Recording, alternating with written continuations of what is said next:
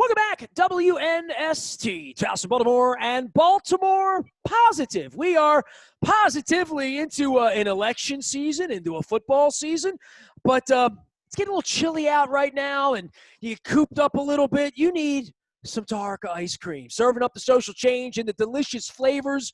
I have it on inside knowledge from my partnership with Taharka here at Baltimore Positive that the pumpkin latte is coming. So be on the lookout for the pumpkin latte. Our friends at State Fair have a new thing coming as well. They're opening El Guapo across the street, Frederick Road, so I can now have my chicken and waffles, my shrimp and grits, my club sandwich, the things that I love, and go across the street and probably have the best margarita in town too, especially when I get done with them over there with some agave nectar.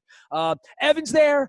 Go visit them. They've been so kind to us. COVID's kept us away from them. We're looking forward to getting back. And I think the last time we got together with this guest, we were at Fadley's having some crab cakes and some seafood and visiting with Damie Hahn and everybody down there who's been so wonderful. They're shipping those crab cakes everywhere. You can still pick them up. My wife made some corn chowder this week. She picked up some corn at the farmer's market downtown, and we're going to have some crab and corn chowder. I'm going to have some crab cakes from Fadley, so I'm looking forward to that. Moeller and Gary Realty also with us in the new Baltimore Positive environment as we merge WNST.net with Baltimore Positive. You'll see the little logo right next to my good-looking elder co-host, Don Moeller, who, Don, people say to me, man, you have such great guests on Baltimore Positive. We're award-winning now. We don't say that enough, do we? Baltimore we're award-winning now.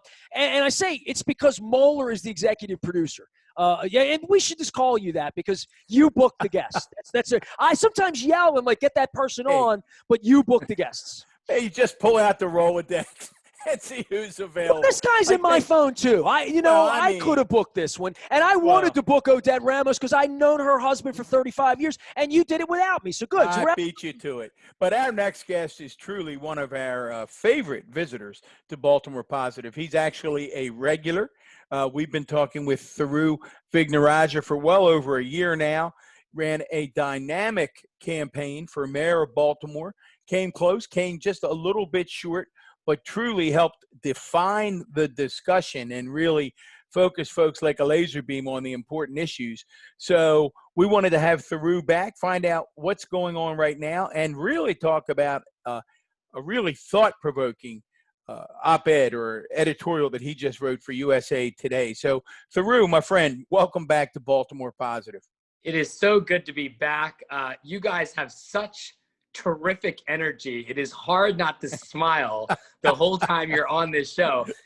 I've been on here as a candidate. You guys ask tough but fair questions, but the whole time I'm smiling because you guys just exude this terrific energy. It is exactly what Baltimore needs, and I'm very grateful for a chance to visit with you guys again. I call us part PR, part hard news, and a little bit of fun, and I'll let you figure out which part is which. Right? Let's tell Thiru. Here's the great. We're very appreciative of the kind words. Nestor will tell this story. We probably haven't told it enough. So we were very proud, a month or two ago, to be named Baltimore's Best Conversation in the Baltimore Best of Baltimore magazine. And Nestor was actually having breakfast up at State Fair, one of our sponsors in Catonsville. I had come back from the Eastern Shore, and I was going through the mail, and I'm sitting in a chair, and Baltimore Magazine came, and I'm just sort of leafing through it, and I went, oh, I'll be darned, because they don't give you any heads up or anything. So I actually sent Nestor a text. Nestor's like going, we won, I'm pissed, Thiru, because there's no party this year. You know what I mean? I don't get to go down to the Hippodrome and wear a badge and eat Taharka ice cream and do all the things that I usually do. But, I've been trying to win the sports award for 20 years. Had I known, I just would have quit sports back in 99 and just done politics, I mean, there you go. You won the big award. Thiru, I want to ask you this because, I got into this with Don a couple years ago, and we started, and we're literally merging the website this week. We're doing this massive reconstruction project for my sports career and everything in one place. But I went to Don 2 years ago when he was running the county, and we put Baltimore Positive together, and he'll tell you, and I've said it publicly, I had designs on maybe running for mayor in some sort of way had Sheila won, and I had started to put ideas together and plans, and I didn't, and I'm not, and we had Bob Wallace on last week. Give me your, I don't want to be crassy. What's it feel like to not win? But everybody told me if I run, I wasn't going to win. So whatever that feeling is, Don's like, you can run, you're not going to win. And I'm like, oh, well, let me tell you, all of that. The same way that every time we sat with you, we knew you believed you were going to win. Yeah, it's so interesting, and I actually enjoyed talking about it. I got to tell you, this is going to sound funny. Last year was the most fun, best professional year of my life. I loved it. For the extrovert in me, I got a chance to meet people all across the city, talk about the issues that they cared most about. The nerd in me loved talking about substance and solutions. It was genuinely a terrific year. Of course, it's not fun, not prevailing as we work so hard to do. But honest to God, Nestor, if you ever think about it, someone like you who likes people, who likes talking about the positive things in Baltimore, I think you'd actually get a lot out of it, win, lose, or draw. I told my wife that. I told Don that too. I said it would be a positive thing for me had I done it. I didn't do it because I didn't think I could win, right? I mean, I thought I would have had a chance against Sheila. I thought I would have made a summer of it. And of course, a lot of this changes with COVID, right? The whole election. I mean, I'm convinced Sheila would have won had people voted on April 28th and had there not been a virus. I'm pretty convinced of that. And the one thing I will add, I think the one thing that is hard, the primary election is over. The crisis is not.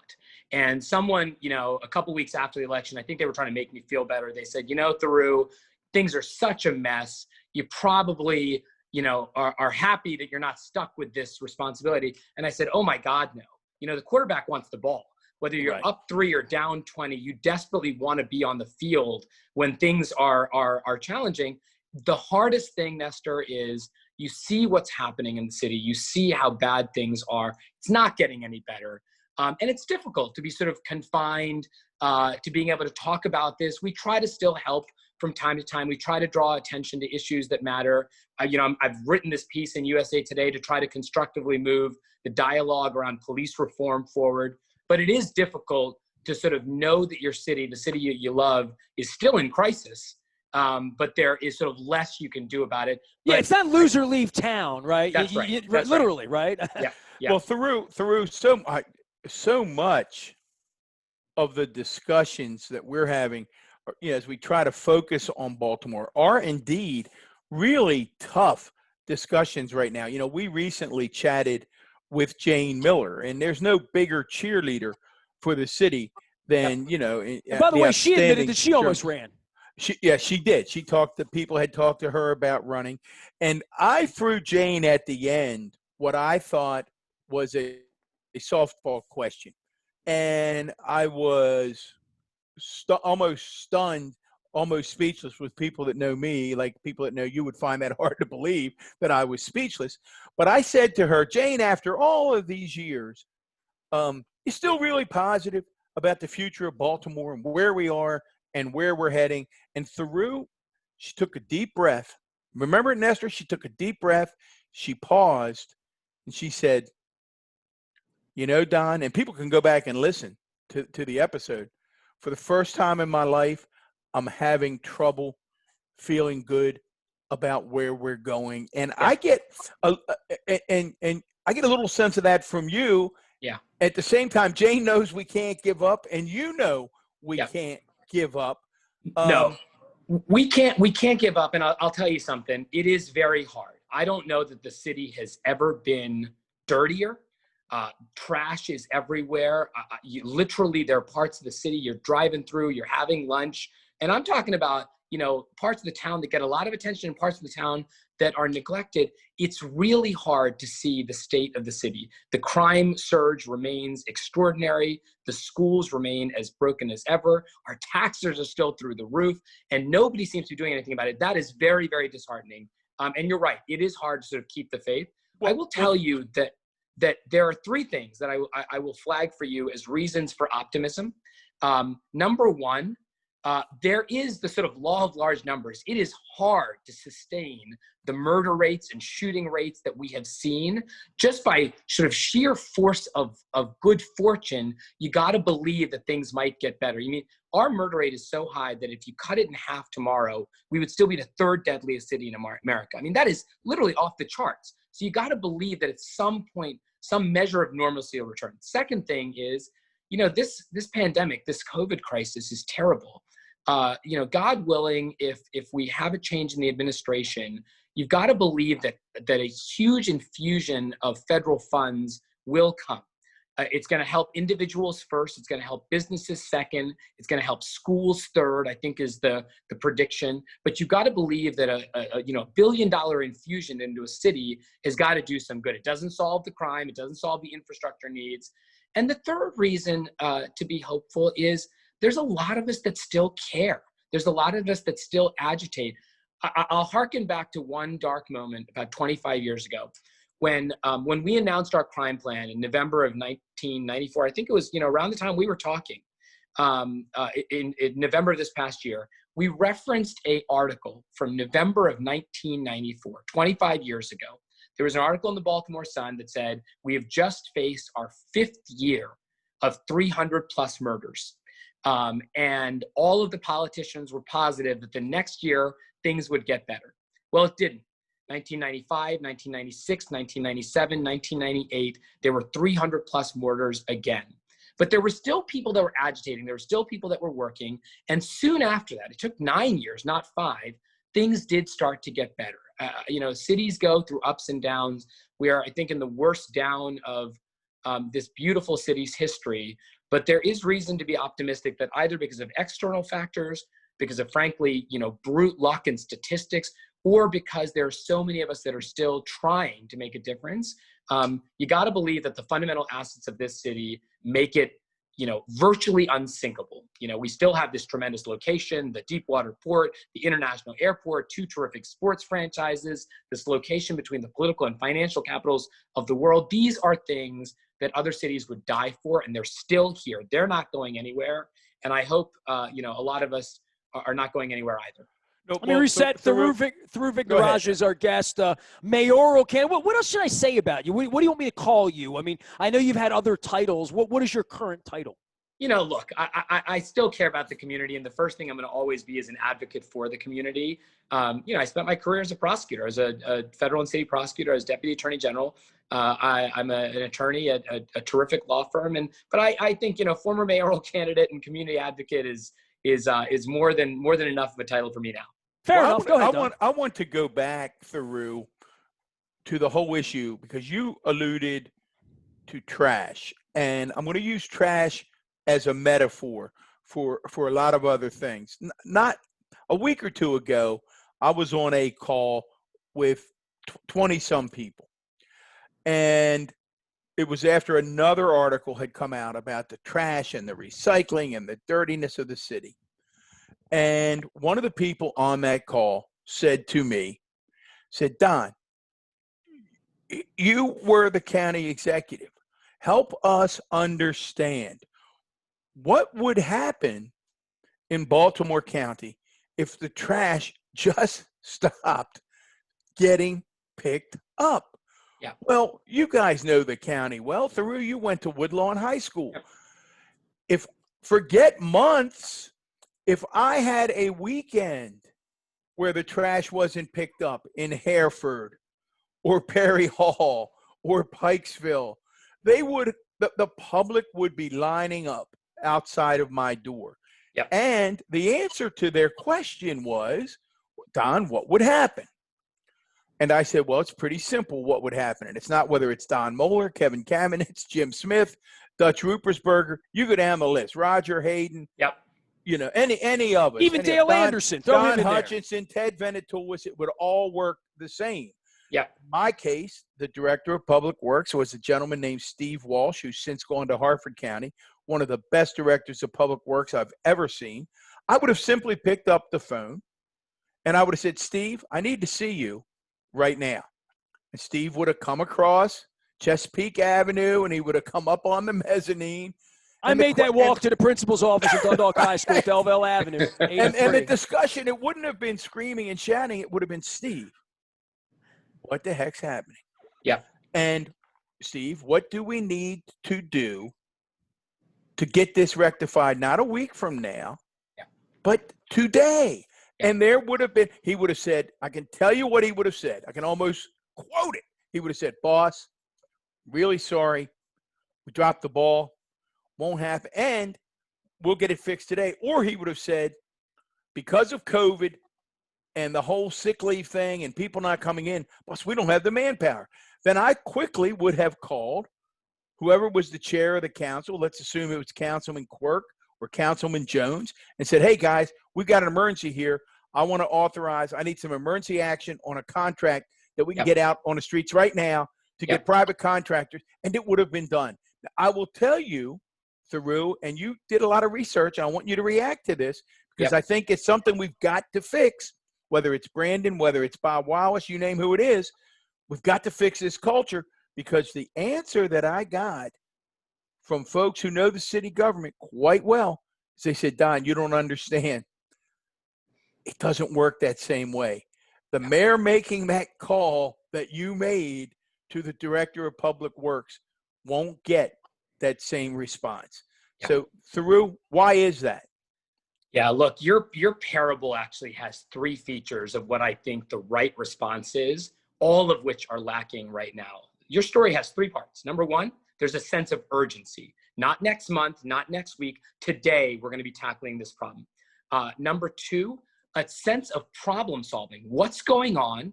The person who's responsible saying, here's the diagnosis, and then you solving that problem together to figure out what needs to happen to actually address it. And number 3, accountability. You know who to blame. You know whose head's going to roll. You know whose phone call is going to be ringing off the hook because of this problem. None of those things exist right now. But why, Thiru? That's listen. I know we're putting you on the spot, but man, this is Baltimore positive at its best, because we got 3 guys here who do believe. Why isn't that the way it works? Because what you've just described, Nestor's a small businessman. He runs his business. I got to take my trash out every day because there's no one else to do it. But if all of a sudden, Nestor, if for weeks you're looking and your sales guys aren't meeting their quotas, Nestor's having them in. He's asking why. He wants to know what's going on.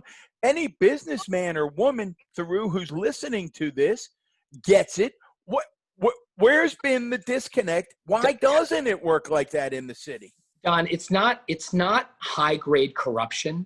It's low-grade incompetence. It's that the people that are responsible for ultimately doing this are not held accountable. You don't know who they are. And it's been going on this way for years. Let me ask you a question rhetorically. Why is it in the summer of 2018 that the Baltimore City Police Department, for the first time, put their application online for cadets to apply, right? We have had hundreds of officers down as a deficit in the police department for years. And it took a Bloomberg innovation fellow to come down here, be tasked with identifying what's going wrong with recruitment, and him suddenly realizing that our application was not online. Nobody's actually putting the feet to the fire of the people that did this. I used to say this all the time. Baltimore City is a $3.5 billion failing corporation that needs a turnaround CEO. And turnaround CEOs don't come in and fire all 12,000 employees. They focus on that middle tier of management. They bring in a couple of strong deputies, some from the inside, from the outside, and they look at those folks that really make things happen. And they identify the folks that are terrific, and they reinforce and they strengthen and they promote them, and they identify the folks that are the weak links, and they replace them. And I think the problem right now— Is that possible in city government? Is it just possible to say, I don't know, pick anywhere, pick any part of city government, those 12,000 employees? That's possible in private business. It's possible in certain places. Maybe in schools, Don, I don't know how easy it was for you to get rid of a teacher that was below the bar and whatever measurements those would be. But that's always been a tough environment across unions across America. But it's doable, Nestor, and that's what Thiru, I think, is getting at. And again, that's at least what I think can give us some. Not only doable, it has to be done. It has to be done. I mean, go back. One of the questions we asked, and Thiru, you were pretty clear in the campaign that you were going to reinstitute what I'm about to talk about in some shape or form. But again, listen, full disclosure, Martin O'Malley's a friend of mine. I like the governor. I like the former mayor. But in addition to being a friend of mine, I happen to think he was an outstanding mayor and an outstanding governor.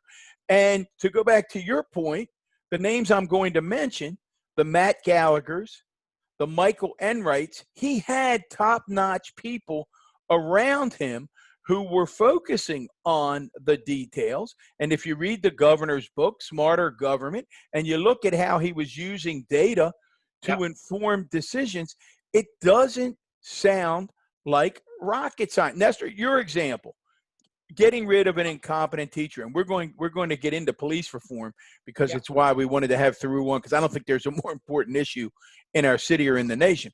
But it used to drive me crazy occasionally when a fellow principal, or then when I was an area superintendent, one of the principals that reported to me, and I had, for the most part, great principals, but occasionally it'd be one to say, well, it's too hard to get the information to get rid of a teacher who's not doing a good job.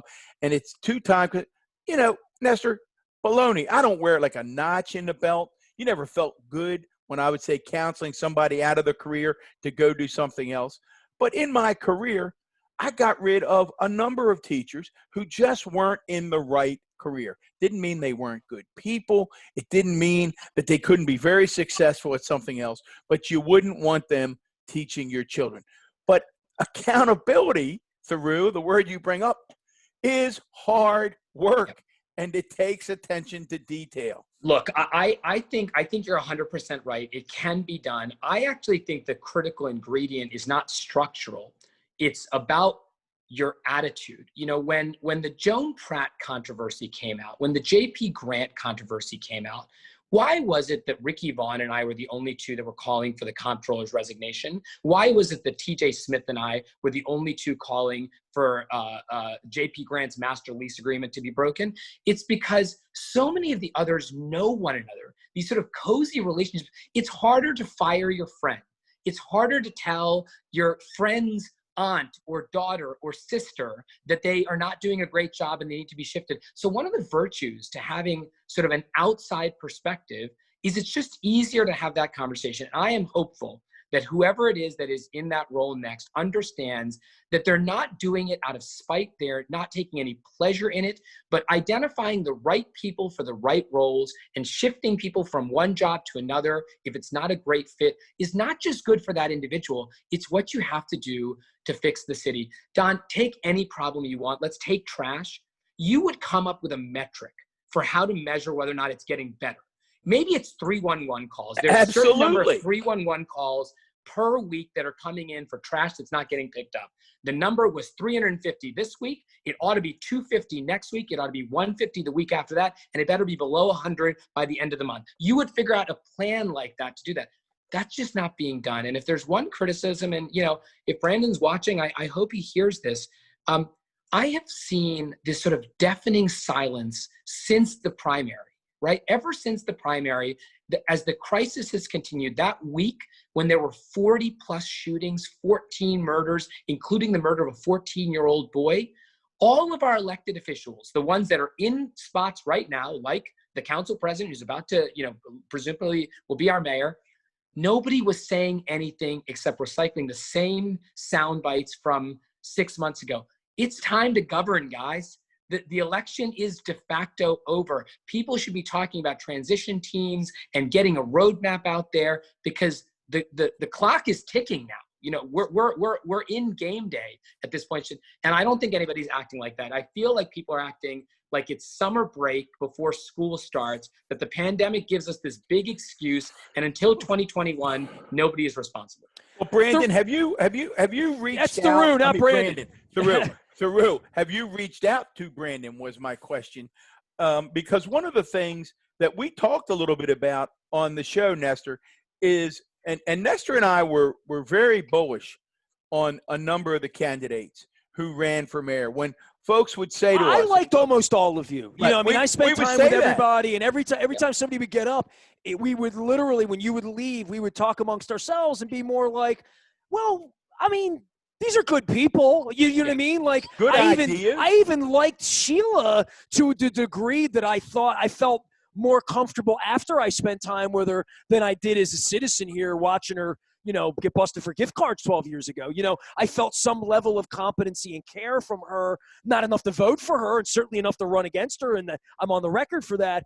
But I think there are good people here, and I think that's what we've tried to expose with Baltimore Positive. Now, if we could just get the good people running things and working together with other good people. Well, that gets to my question then, Nestor. Thiru, I go back. I mean, you had some terrific ideas. TJ had some terrific ideas. Mary had some terrific ideas. I mean, there were some concrete proposals being put out there, and we said before the election that we hope whoever wins, that they will reach out to the others in this race to have a dialogue to see if we can, I guess, in the cliche way that we talk about it now, that Doris Kearns Goodwin would write about, can we reach out to our team of rivals and come together for the good of the city? So my question is, any of that dialogue taking place? You know, I certainly hope it's happening across the board. You know, I tend not to talk about conversations between principals just out of respect to the other principals. And so, you know, Brandon and I had a very good conversation soon after the election when I congratulated him and wished him all the very, very best. I made it very clear that I respected him as a candidate, and I hoped that he would, you know, lead the city forward. Ideas are free. And, you know, so much of what we talked about in terms of solutions are out there and on the record. I continue to talk about them. But Don, I'm actually talking about something slightly different than bringing the team together and building out the right ideas. I really hope that whoever's, you know, getting ready to lead this city into the next, you know, next decade is going to be doing that. I'm talking about the sense of urgency, the sense of giving the people a beacon of hope. Somebody should be out there right now saying, I know it looks like things are bad, but it is often darkest before the dawn. And the murder rate is sky high, but here is the strategy for what we're going to do going forward. One of these individuals in just a month is going to get elected to be the mayor of this city. The notion that we don't have a clear roadmap of where we're going, that's the part that's disheartening. And maybe they're all working on it behind the scenes. And I'll just do one quick flashback. I was on Catherine Pugh's transition team for public safety. And one of the early warning signs for me was I was in a room with a lot of people, many of whom did not pretend to know anything about public safety. They were donors and supporters. You know, I devoted my life. I hate hearing that, by the way. Nothing makes watching this president run the country that way. There's nothing more nauseating than incompetence. Yeah, that was very nerve-wracking. But what was harder for me is that we were in November and December and January in conversations about what Catherine Pugh's strategy on public safety was going to be. Not what we're going to be executing, but what the plan was going to be. And that was the sort of first confirmation that our mayor in, you know, a few years ago, at a time when murders were at sky-high record levels, did not have a clear strategy for how to get us out.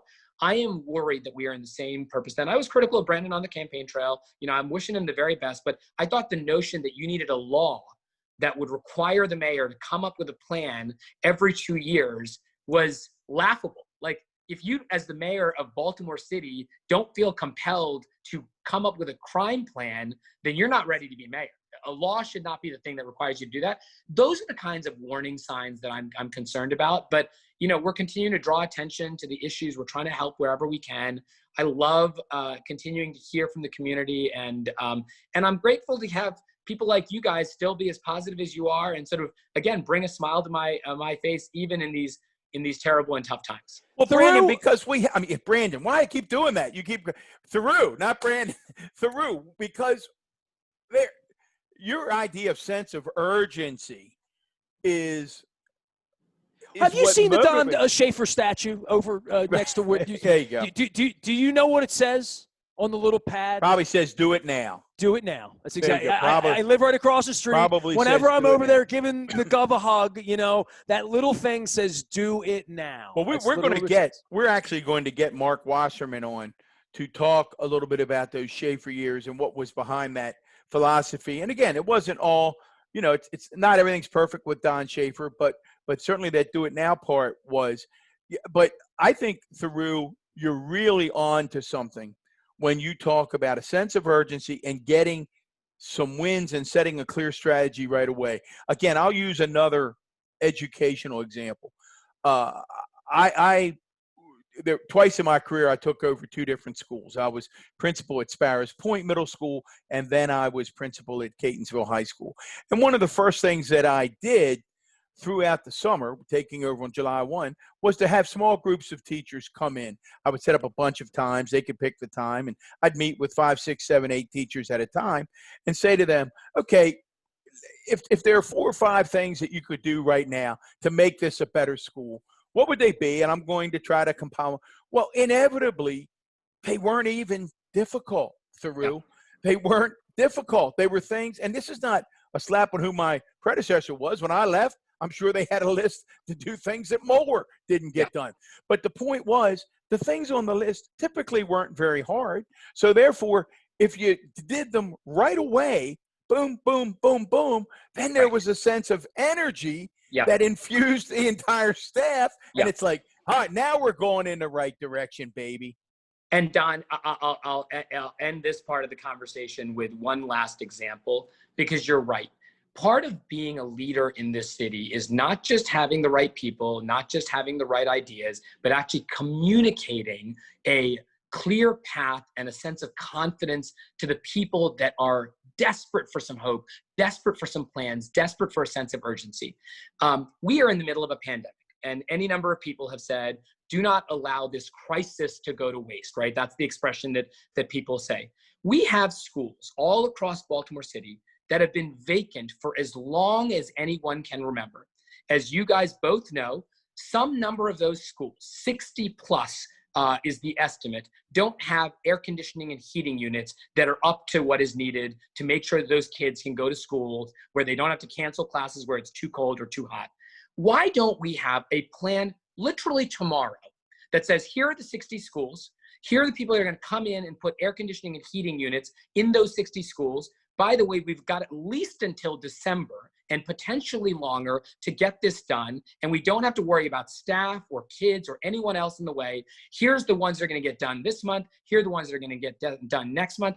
That's not rocket science, to your point, right? You don't have to, know the ins and outs of government to do that. You need to find some contractors that are willing to put some heat and air conditioning systems in. You need to find a list of the schools. You need to find the budget money that has already been pre-allocated for that. And then you got to go get it done.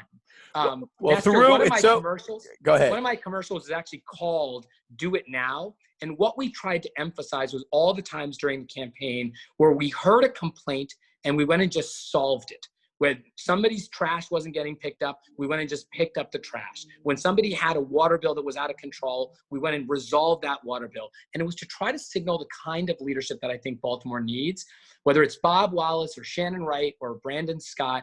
That is what I commend to them as what this city is desperate for and what will make them terrifically successful leaders. Well, Thiru Vigdaraja is our guest. I'm resetting. Don Moeller is with us. We're on WNST. We're merging the streams at Baltimore Positive at WNST.net. Don, the reason we brought this thing together here was a piece that Thiru wrote about qualified immunity, which, for our audience, you might want to start at the beginning with that one, right? I'm going to say we're going to do what they said in The Sound of Music, right? Let's start at the very beginning. Thiru, I've read the piece 2 or 3 times. I think anyone who has not read it, who's interested, particularly at where we are in our nation right now, go Google Thiru Vigdaraja, Qualified Immunity, USA Today. It is a compelling piece, whether you agree or not, because you cut to the chase. So let's go in Louisville this week, right? I mean, and whenever anybody finds this, but that's what this is about. Absolutely. So let's do what Nestor said, Thiru. Start at the beginning. First of all, tell people what qualified immunity is and how it's come to be, because you gave a little history lesson in the article. Yeah, that's exactly right. Look, qualified immunity before 2020 was some subject that was quite obscure. Law students and law professors would talk about it. Those of us, really in the trenches knew what it was, but it was not a subject of public discussion. Now that it is a subject of public discussion, I think the public needs to know exactly what it is. It is a doctrine that was created by the Supreme Court that prevents ordinary citizens from suing public officials for violations of their constitutional rights. It applies to all public officials, whether you're a school teacher or an administrator at a public hospital or a police officer, if you try to sue them for violating your constitutional rights, they are going to assert this defense, qualified immunity, that says you can only sue them. That lawsuit can only move forward if what they did violates clearly established law. And what that means— Criminal law, right, Thiru? It doesn't have to be criminal. It has to be okay. It has to be a federal case that says the following conduct is unconstitutional. And it requires, under the Supreme Court's jurisprudence, under the cases that they have put out, it requires that particular federal case to talk about the very same facts as the facts of your case. You know, in the extreme, and this is a real example, if you are suing a police officer for sending their canine attacking you, in order for you to claim that that is an unconstitutional violation of your rights, you need to find an example of a federal case that looks exactly like that. And there's an instance where the court said, we have a case where the person was sitting down and the canine was sent, and that was considered unconstitutional, but you were standing up. And because you were standing up and not sitting down, there isn't clearly established law that tells the police officer that that is a violation of the Constitution. That's ridiculous. It's too high a bar. And so what we sort of outline is a constructive compromise on this, in this question. And Don and Esther, I know you guys are aware of this. One of the things that's so hard for me is seeing the polarization of these debates at the local and national level. You know, we're hearing from the extremes. They're so vocal, but there is a big swath of consensus right in the middle where no one is talking. And that's what I try to put forward. You've got some people that are saying every police officer is a saint. Any attack on them is an attack on all of them, and therefore they should be stripped of all of their defenses. And then you've got other people, they've got to have every single defense. And then you've got other people that are saying the police are the worst thing imaginable. We need to abolish the police department altogether, defund them completely, and start over from scratch. Candidly, the right answer is obviously somewhere in between, in my mind. And so what I have suggested is that we can withdraw qualified immunity in excessive force cases only with respect to police officers. This was not rooted in our Constitution. This is a doctrine that was created by the Supreme Court in the mid-1960s. 1967 was the first time it was announced. And then slowly but surely over the years, it migrated from one context to another. Well, was this put in for riots specifically, kind of sort of as— No. This is pre-riot, right? This was what was the purpose of this other than to, if a cop makes a mistake, you know, it's just a mistake, right? Like that, yeah. that would have been the first 45 years of my life. It's like, well, you know, every cop's a good cop and on the up and up, and he just made a mistake. And I think that that's the other side of the aisle at this point. Or, yeah, he made a mistake, so what? That's different. That's crazy where this is gone. Nestor, let me start by clarifying something that I think your question points out. This doesn't just apply to police officers. You guys there? Yeah, we Yes. sure are. Yeah. Yep. This applies also to any public official, a teacher at Sparrows Point Middle School. If a student or a parent sues them for violating the First Amendment rights of their student because the teacher told them to take a shirt off because it had a pro-Trump or anti-Trump message, you could sue that teacher for violating the student's First Amendment rights, and the teacher would be able to assert the shield that they have qualified immunity. And the basis of it was, we don't expect our public officials to know the precise state of the law because some of this law is quite complicated and quite bizarre. I don't expect a math teacher to know First Amendment law. And so slowly but surely, the doctrine was originally created not in the context of police officers, but in the context of public officials. And slowly but surely, it went from teachers to hospital administrators to police officers, so on and so forth. In the 2000s, 2005 was the first time it was applied by the Supreme Court in the context of excessive force cases. So the reason why I say this is a reasonable compromise is I'm not saying get rid of qualified immunity altogether, which is what a lot of the proposals have been. I say withdraw qualified immunity in the context of police officers with respect to excessive force cases, because that's the new innovation. You're not gutting the doctrine altogether.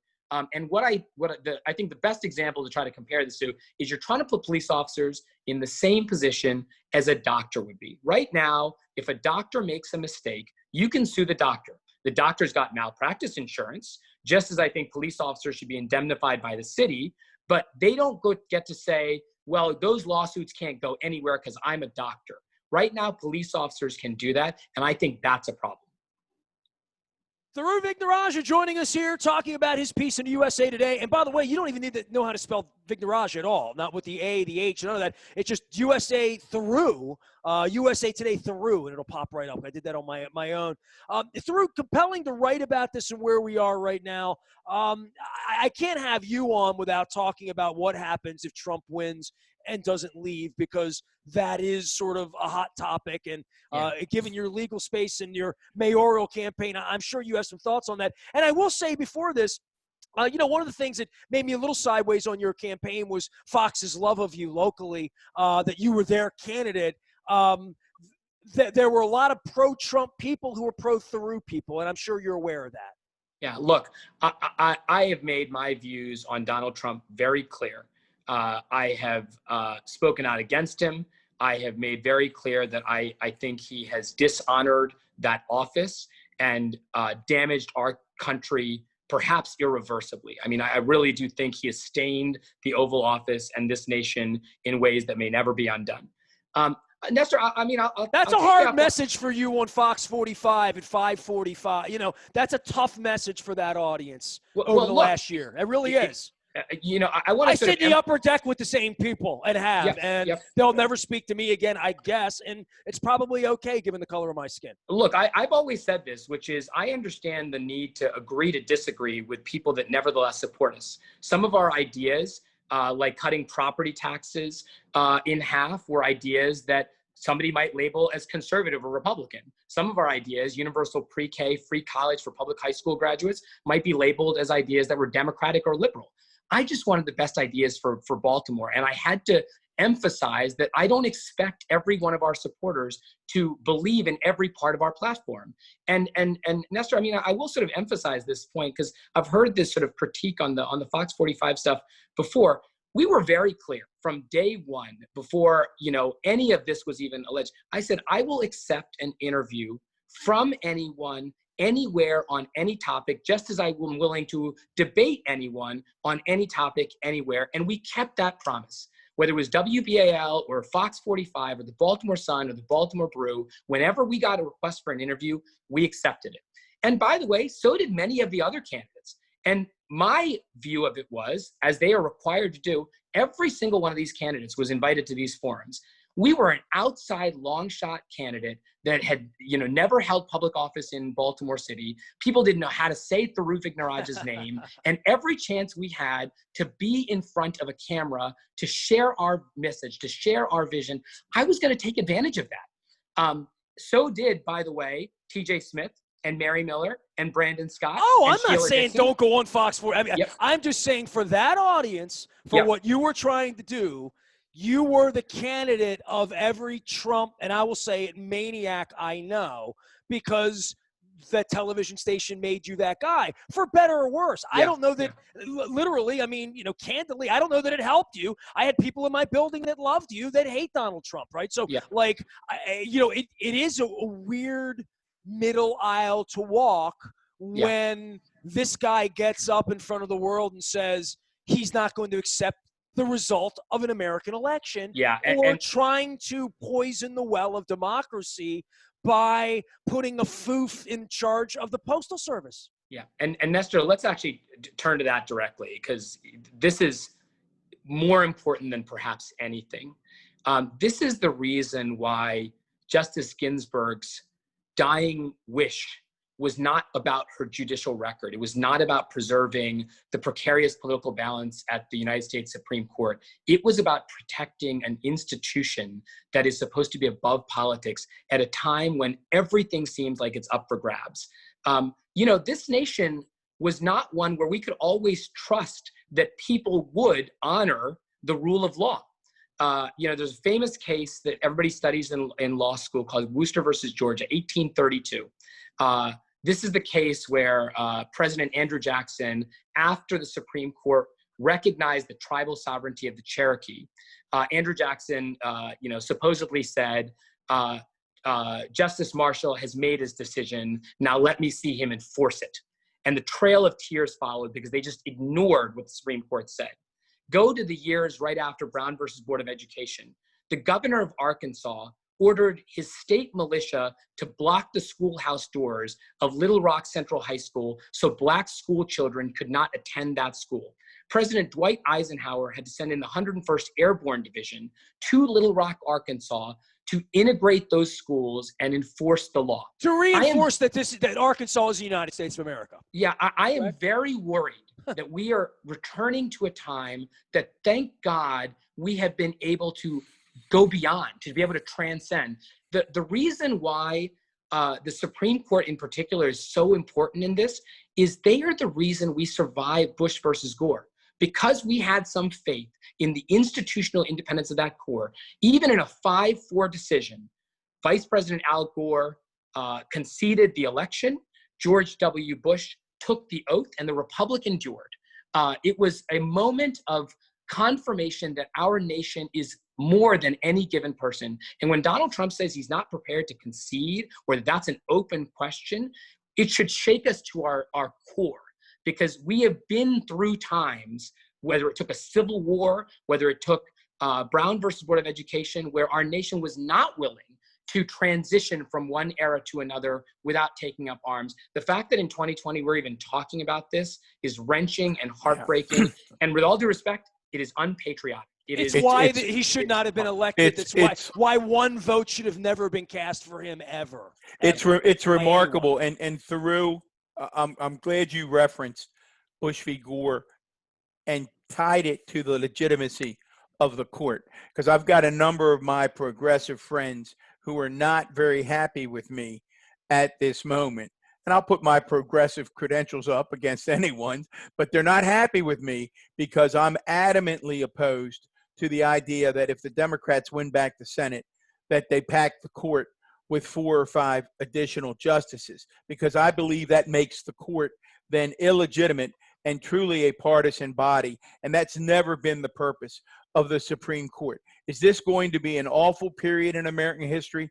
Yes, it is. I think there's some other things we can do in terms of term limits for the courts and others, but to get back into this yo-yo thing where the Dems pack the court when they win the Senate, and then 2 years later, the Republicans, before long, we'll have a Supreme Court that's as big as the United States Senate. I just don't think that's a feasible approach to move forward in the United States of America. Don, you're referencing a race to the bottom that has no end. Right. It is a really perilous time in this country. And you know, I last night I went down to the Supreme Court to pay my respects to Justice Ginsburg. And it was both a beautiful and heartbreaking scene. You know, Justice Ginsburg was an American hero before she was ever appointed to a court. This is one of the greatest minds in American history. And when she says, my fervent last wish is that I not be replaced until a new president is installed, that is not because she's worried about some particular vote being cast. It's because right now the nation should be focused on electing a president. And after we have done that deed, we can turn to appointing a justice. And if Donald Trump prevails, as some number of people predict, he is entitled to appoint that justice. And if Joe Biden wins, then he will be entitled to it. But the notion that we are on Saturday morning going to be naming a successor to Justice Ginsburg the day after she lies in state, while ballots are already being cast to potentially replace the president, it's so troubling. It's so disheartening. It's not what was intended. And I don't think people appreciate what Justice Ginsburg's iconic role means to so many of us across the country. This is devastating. And to deny a American patriot's dying wish relayed to us by the words of her granddaughter imperils the court that she so proudly served, and it imperils our nation. It really does. I'm very nervous. I could not agree more. And you referenced your trip down. Nestor knows, and I know we have to wrap up, and Nestor, you have to take us out of here. But I had an emotional experience as well. I went down with my daughter, who's an elementary school principal, and just needed to share that moment at the Supreme Court with her. And like so many women, you know, she walks on the shoulders of Justice Ginsburg. And what, I don't know if it was happening when you were there, Thiru, but what I was so touched by were the number of families with little children and moms just down on one knee talking to their daughters about Justice Ginsburg.